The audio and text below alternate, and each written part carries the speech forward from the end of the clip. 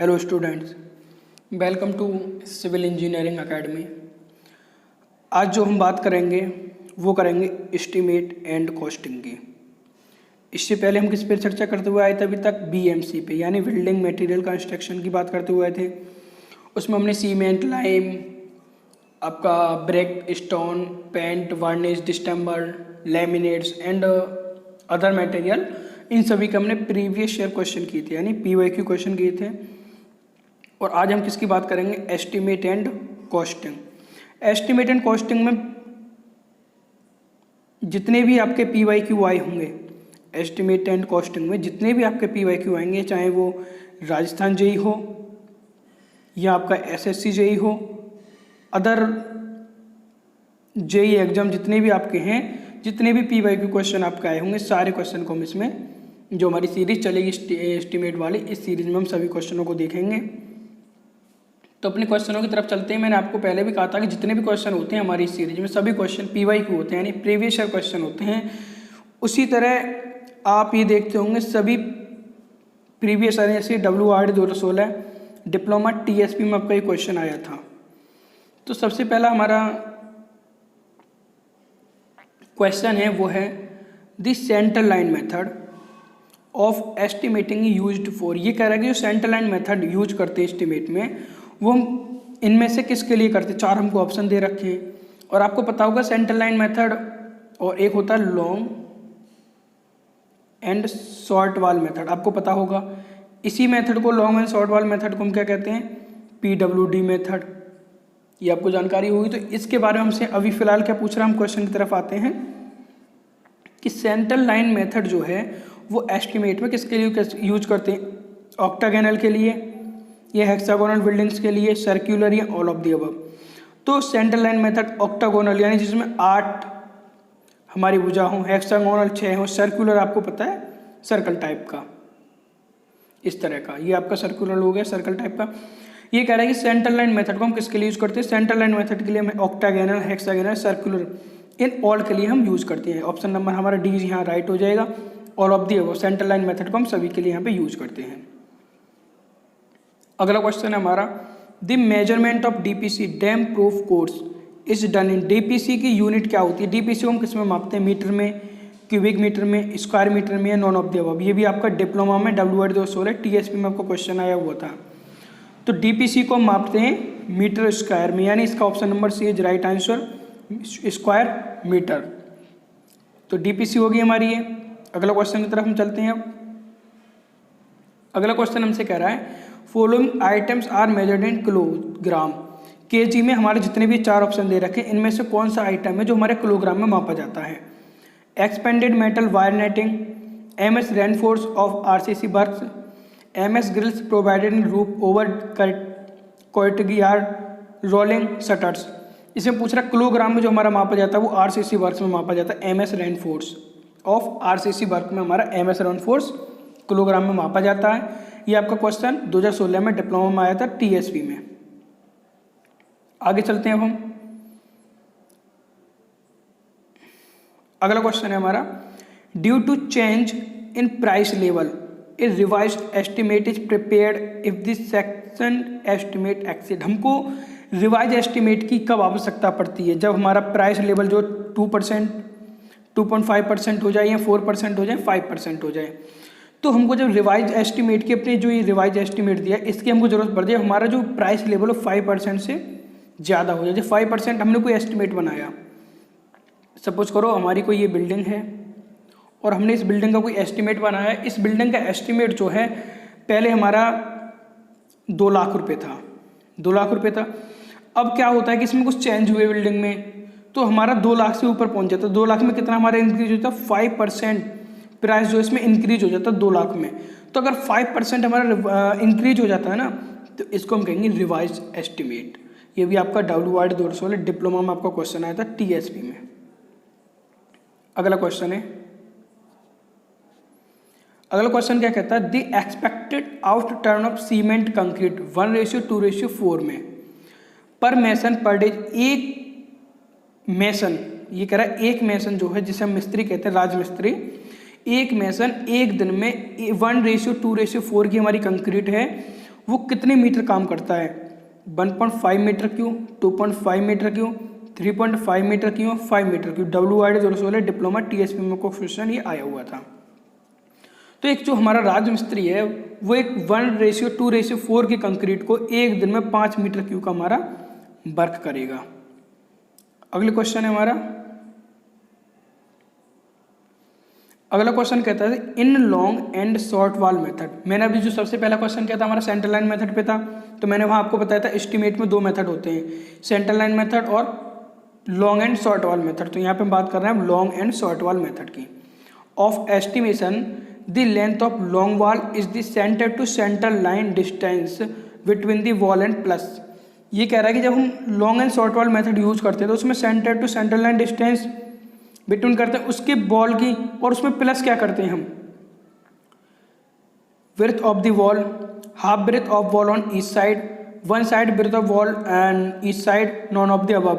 तो जब long and short wall method हम यूज करते हैं तो उसमें half breadth of wall on each side, जितनी भी हमारी जैसी बिल्डिंग है, एक साइड ये रही, एक साइड ये रही, 4 साइडें हैं दिख रही हैं आपको इसके, ये चारों तरफ से, तो इन चारों तरफ से हम हाफ ब्रेथ यानी इसकी जो चौड़ाई जैसे 30 सेंटीमीटर की है ये, तो 15-15 सेंटीमीटर हम लेंगे। जैसे आपकी ये कोई वॉल है और यहाँ पे ये सेंटर लाइन जा रही है हमारी यहाँ से, तो इस आधे को ही हम इसमें लेंगे।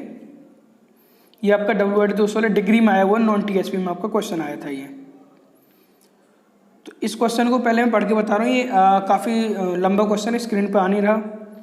तो क्वेश्चन क्या है, consider the following requirement of documents for agreement to be signed for a construction project. ये कह रहा है कंस्ट्रक्शन प्रोजेक्ट के लिए require agreement, letter of acceptance, general condition of contract, condition of particular application, technical specification, drawing, price bill of quantities. Which of the following correct answer. हमको जितनी मैंने ये ऊपर बताए थे आपको 1 2 3 4 5 6 तक, जो 6 मैंने ऑप्शन दिए, अब इनको यहाँ पे हमको क्रम से लगाना है कि सबसे पहले हमारा क्या आएगा।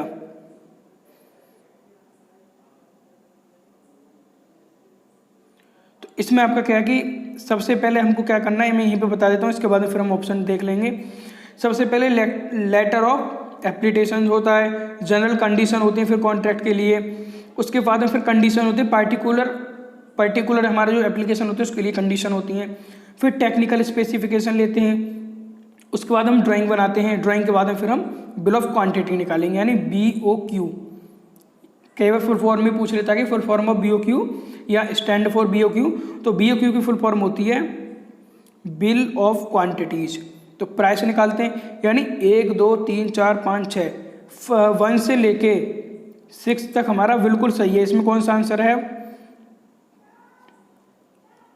4th आंसर डी नंबर देखो, 1 2 3 4 5 6 बिल्कुल क्रम से दिए और वहाँ ऊपर भी क्रम से हमको आंसर दिया था। ये भी 2016 में आपका डिग्री में क्वेश्चन आया था नॉन TSP में। उसके बाद में हमारा अगला क्वेश्चन है, अगला क्वेश्चन हमारा क्या कहता है, the item of the work structure measured in metre square is.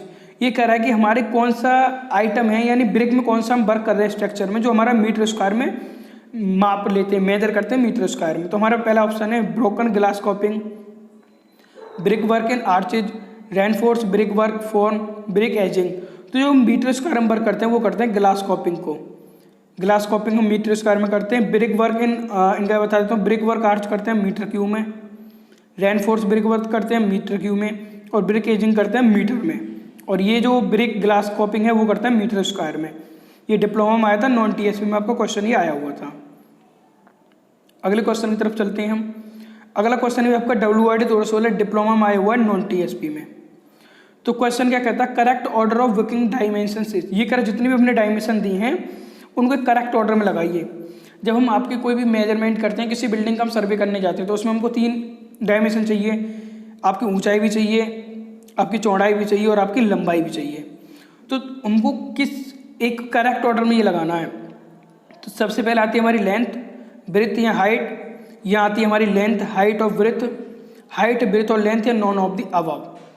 तो जब हम मेजरमेंट करते हैं अपनी किसी भी साइट का, तो सबसे पहले लेंगे हम उसमें लेंथ, उसके बाद में करते हैं ब्रेथ, उसके बाद में करते हैं उसकी हाइट की बात। तो option number is right answer, length breadth और हाइट। अगला क्वेश्चन है हमारा,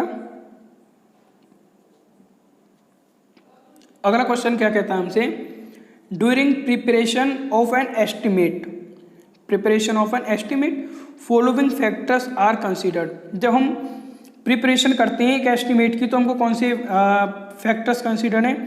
अवेलेबिलिटी ऑफ मटेरियल, बिल्कुल हमको पता होना चाहिए मटेरियल के बारे में। लोकेशन ऑफ साइट, साइट के बारे में भी हमको जानकारी होनी चाहिए। Location and availability of labour, बिल्कुल हमको लेबर के बारे में, अवेलेबिलिटी कितनी है लेबर की, कहाँ पे हमको लोकेशन चाहिए लेबर के लिए पता होना चाहिए, यानी none of the above. Option number D is right answer. ये भी आपका डिप्लोमा में 2016 में आया हुआ था, नॉन टीएसपी में। आगे चलते हैं हम।